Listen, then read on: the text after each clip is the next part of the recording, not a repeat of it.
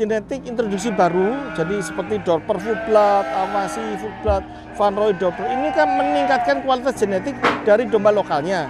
Ya, domba apa aja, kambing apa aja. Nah, setelah dikawin silangkan, tujuannya cuma satu aja. Masih untung nggak? Betina lokal, ongkos kawinnya 100.000, bisa dijual nggak? Dengan harga seperti harga jual beli lokal, tapi kenaikan berat badannya lebih menguntungkan crossbreed ini daripada kenaikan berat badan pada waktu kita cuma memelihara domba lokal aja. Nah, itu titik poinnya, titik poin bisnisnya untuk introduksi baru, kawin silang.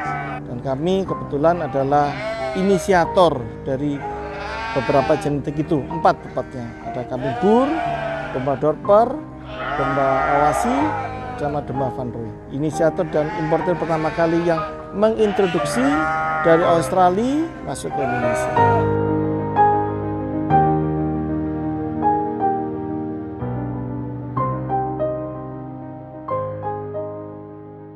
Saya Martinus Alexander, adalah peternak kambing burja dan domba Dorship.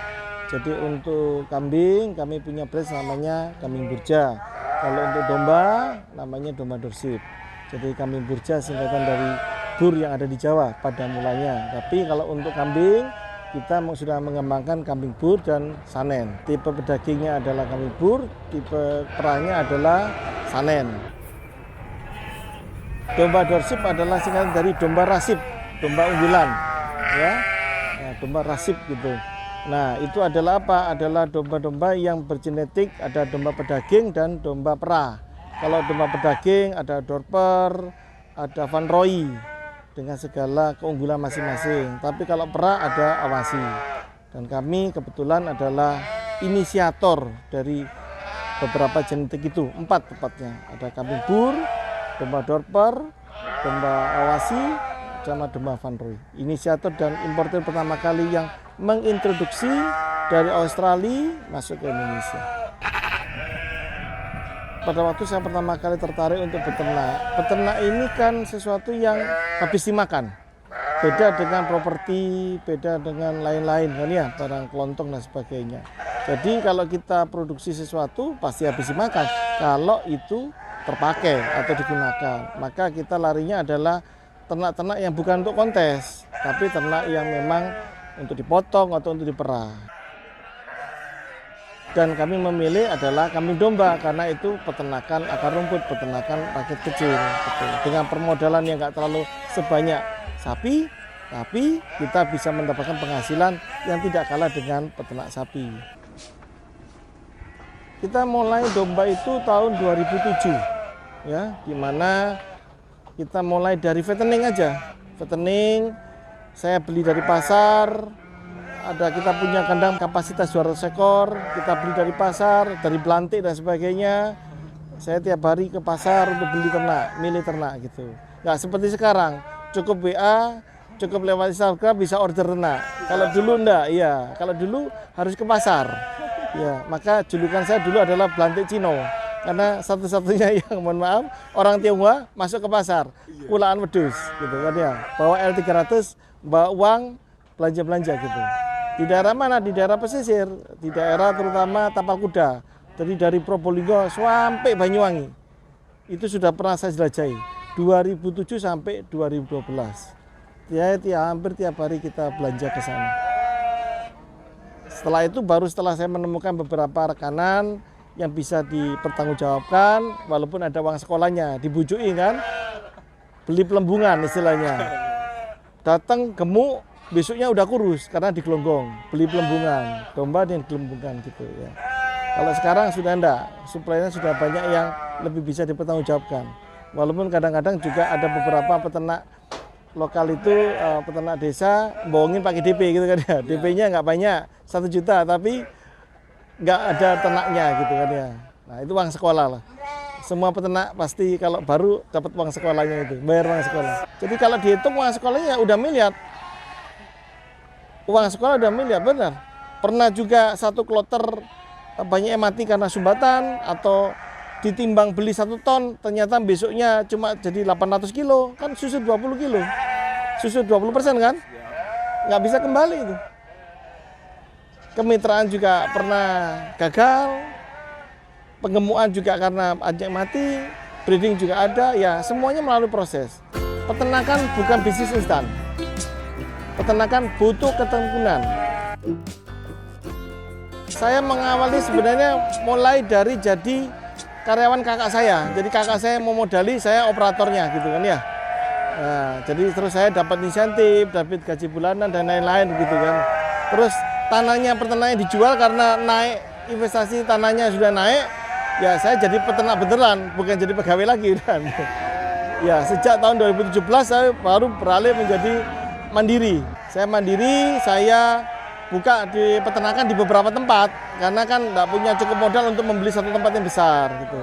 Dan saya rubah metodenya, bukan lagi sebagai mandiri istilahnya sendiri ya, tapi saya lebih banyak bermitra. Makanya saya melakukan closed loop dan lain-lain gitu. Closed loop itu artinya kemitraan yang antara mitra dengan off-taker itu berkelanjutan. Jadi peternak butuh bakalan, kita siapin, butuh ternak, kita siapin, butuh obat, kita siapin semuanya. Kita siapin pakannya, mereka yang bekerja. Pendanaan kita siapin juga. Nah nanti hasil panennya baru dijual ke kami. Nah kami membesarkan lagi hasil panen itu untuk menjadi kelas potong. Yang jantan kita potong, yang betina mungkin kita kembangkan kembali. Mencetak F2, F3 dan seterusnya. Tahun 2007 peternak yang besar itu di Jawa Timur hanya 2 tempatnya. Saya dan Ekotelo. Lainnya itu tidak terlalu banyak kapasitasnya. Ya 1.000, 1.500 gitu. Kita waktu itu sampai 3.250. Pengemukan domba. Atas nama Agrian Domba tepatnya waktu itu ya. Tapi setelah kita breeding kambing bur makanya diganti menjadi kambing burja. Nah dari kenapa kok fattening menuju ke breeding? Karena sudah nggak ada bakalan. Kan banyak itu kesulitan seperti sekarang itu. Banyak yang kepingin pengemukan tapi nggak ada yang nyediain bakalan. Ya, kalau ayam lain-lain kan tinggal telepon. Saya butuh DEC 1.000 ekor, 2.000 ekor tinggal kirim. Nah sekarang bisa nggak peternak di Indonesia itu yang telepon seseorang, saya butuh bakalan 1.000 ekor, kan nggak ada. Ya harus belanja ke pasar. Ke pasar paling cuma sehari dapat 20, 30, 10 gitu. Nah itu kesulitan utamanya. Makanya breeder lebih dibutuhkan sebenarnya daripada veteriner. Domba kalau kita bicara 2007 masih 18.000 betina. Sekarang sudah 55 sampai 60.000 betina per kilo. Jadi kalau kenapa saya agak telat mengembangkan crossbreed domba mulai 2018 karena saya lihat 2007 sampai 2018 itu masih kalah dengan produk lokal harganya. Tapi tambah laun karena pemotongan yang masif untuk kurban, untuk apa ya, segala sesuatunya, populasi betinanya menurun, harga dombanya naik betinanya. Nah itulah yang menyebabkan sekarang cocok kalau peternak-peternak milenial atau investor itu berani menginvestasikan uangnya untuk melakukan kawin silang. Dengan tetap menghitung harganya adalah harga kambing atau domba potong. Karena beli bakalan dari luar di pasar itu sudah hampir sama seperti produksi sendiri. Memang kalau produksi sendiri nahan uangnya 9 bulan baru punya anak kan. Ya, kalau beli dari pasar kan hari ini beli dapat 20 ekor. Tapi kalau untuk kesinambungan bisnisnya lebih baik dia produksi sendiri. Jadi fungsi dari genetik introduksi baru, jadi seperti Dorper Full Blood, Awasi Full Blood, Van Roy Dorper, ini kan meningkatkan kualitas genetik dari domba lokalnya. Ya, domba apa aja, kambing apa aja. Nah, sekarang kita lihat dulu dari genetik Full Blood-nya. Ya, sudah sesuai standar nggak? Sekarang keilmuan banyak kok. Bisa lihat di Google apa segala, ada namanya breed standard. Breed standard Dorper itu mestinya bagaimana? Breed standarnya Awasi bagaimana? Van Roy bagaimana? Bur bagaimana? Gitu kan? Nah, tinggal breed standarnya Indonesia ini kan tidak standar. Nah, setelah dikawin silangkan, tujuannya cuma satu aja. Bisa tidak dengan ongkos produksi cuma 100.000 per ekor. Kenapa 100.000? Dari jantan tadi kan ya, anggap aja spermanya lah, pengganti IB gitu kan. Masih untung nggak? Betina lokal, ongkos kawinnya 100.000, bisa dijual nggak? Dengan harga seperti harga jual beli lokal, tapi kenaikan berat badannya lebih menguntungkan crossbreed ini daripada kenaikan berat badan pada waktu kita cuma memelihara domba lokal aja. Nah, itu titik poinnya, titik poin bisnisnya di situ untuk produksi introduksi baru, kawin silang. Itu di situ. Bukan ternak sebagai sultan, dilus-elus, dipajang, tapi harus dipakai sebagai pemajak. Ya, maka saya lebih menganjurkan peternak itu beli jantannya. Kecuali kalau memang mau memproduksi genetik unggulan ya menjadi full bloodnya lah gitu. Imbauan saya adalah belilah genetik unggulan yang introduksi full blood tadi itu yang worth it, sesuai lah. Ono rego, ono rupo. Beli ternak kalau kepingin bagus barangnya ya ada harganya. Kalau kepingin lebih jelek ya harganya juga lebih aneh. Tapi jangan sampai wis regone larang barangnya elek. Cari informasi sebelum membeli, cari informasi sebanyak-banyaknya lewat Google dan selidiki farmnya tersebut, selidiki farm yang mau dibeli, ya kan? Apa aja farmnya, selidiki farm itu menghasilkan genetik bagus enggak. Nah, kalau dari segi fisik, maka tadi sudah sebutkan di awal, pelajari mengenai breed standard atau standarnya, gitu. Ada itu di internet ada breed standard, awasi bagaimana karakteristik, ya karakteristik unggulan dari Dorper ada kan itu. Di Wikipedia ada, di Google ada, atau masuk ke asosiasinya. Dorper ada asosiasi resminya, apa? Nanti dicek. Oh siapa ini? Kalau kita bicara impor dari Australia. Kalau dari Indonesia, ketik aja. Peternak Dorper Indonesia, siapa aja, dibaca itu. Jadi bagi peternak pemula, jelilah melihat farm mana yang menjual, dan juga pintarlah melihat kualitas genetik yang dijual. Tahun 2007 sampai 2009 saya banyak beli dari pasar, banyak kecewa kan dengan kualitas genetiknya, dengan perdagangannya nggak benar. Nah, tahun 2010-12 saya nyoba cross bur. Saya coba lewat genetik Unibro. Ya kan, burnya Unibro saya pakai. Kok bagus ya kenaikan berat badannya. Tapi waktu itu saya belum tertarik untuk domba. Karena domba genetik lokalnya, cross texelnya masih bagus-bagus. Dan harganya masih murah. Jadi nggak cocok. Kan kalau kita mau introduksi peningkatan kan juga harus ngelihat ke marketnya ada nggak, untungnya ada nggak. Tapi setelah kita hitung nggak untung.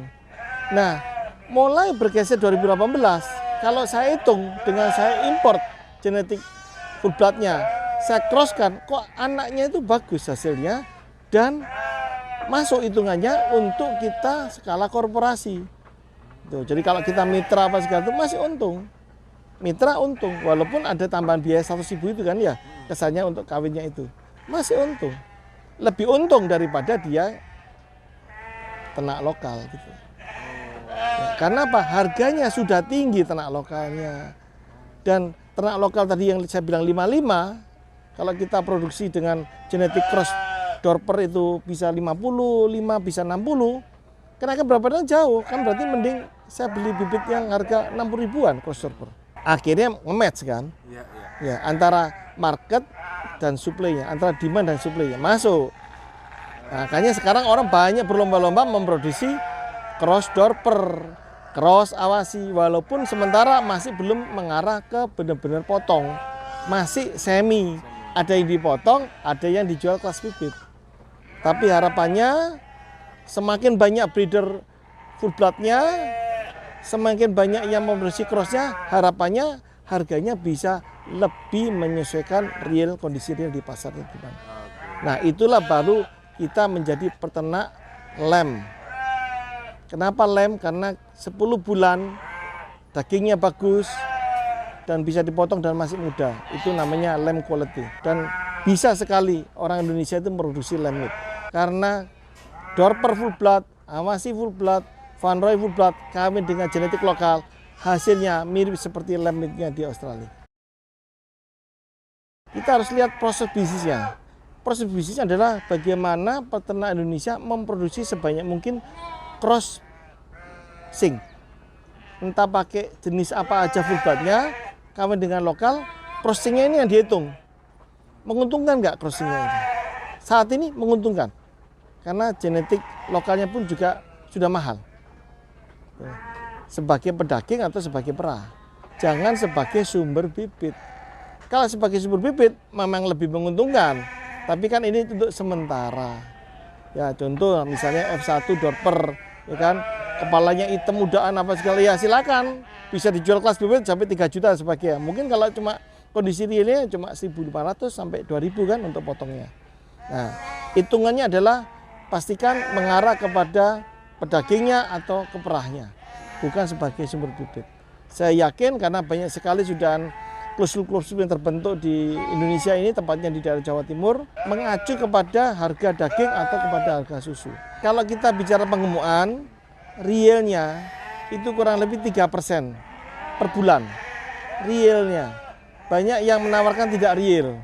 Kalau kita bicara realnya 3%. Itu genetik lokal. Tapi kalau genetik crossbreed bisa lebih. Realnya bisa sampai 7-8%. Sampai dengan 9%. Karena genetik unggulan kan ya. Sehingga kenaikan berat badannya bisa lebih berlipat daripada lokal. Gitu. Kalau breeding, nah itu tergantung. Kalau kita bisa jual sebenarnya untuk potong tapi kita jual bibit, untungnya bisa lebih banyak. Iya. Tapi overall kalau breeding per tahun kurang lebih 30%. Sebenarnya jam peternak itu singkat kok, jam 7 sampai jam 4. Ya. Yang paling utama adalah pengamatan. Pencegahan. Karena dengan pengamatan dan pencegahan ternaknya sehat selalu. Tapi kalau nunggu sakit baru diobatin atau nunggu mati baru disesalin, nah itu telat sudah. Jadi ternak tiap pagi dikasih makan, sambil dikasih makan minum diamatin. Ada yang sakit diobatin. Kalau nggak ada yang sakit dibuat pencegahannya. Ya apakah lewat pemberian obat cacing berkala, antibiotik berkala, vaksinasi berkala, cukur bulu berkala, gunting kuku berkala, ya kan, pencatatan recording kelahiran, perkawinan, kelahiran, laktasi gimana, pencatatan silsilahnya dan sebagainya. Jadi banyak kegiatannya. Bukan cuma sekedar ditaruh lahir anak gitu. Ya. Mau bisnisnya kalau di bidang peternakan harus mau repotnya juga. Jadi kami di Kambing Burja ada namanya Bektram, bekal keterampilan. Ya, jadi kita memberikan bekal 3 hari 2 malam kan, itu ya belajar dari teorinya dulu ya kan. Teori-teori yang kita berikan juga bukan teorinya Alek, tapi benar-benar teori yang berdasarkan literatur. Ada dosen pembimbingnya ada. Kami ada dibimbing oleh dosen namanya Pak Hermanto, itu Unibro ya, ahli pakan dan gizi. Jadi materi yang diberikan memang ada literaturnya. Mengenai kesehatan hewan oleh Dr. Krisno, Dr. Hewan Krisno, juga ada literaturnya. Gitu. Nah, kami hanya mengisi dari sisi sharing praktisinya. Dan melakukan pembelajaran juga melalui hands-on experience. Maksudnya apa? Belajar langsung untuk memiliki pengalaman praktek. Peternak diarahkan ikut praktek kita, ngasih makan, cukur bulu, gunting kuku, buat silase, pengertian bahan-bahan mengenai mixer dan sebagainya. Jadi pulang dari sini ya bukan intermediate ya, tapi paling enggak kebutuhan dasarnya sudah terpenuhi untuk bisa menjadi peternak. Langsung bisa menjadi peternak. Karena semua ilmunya udah dapat.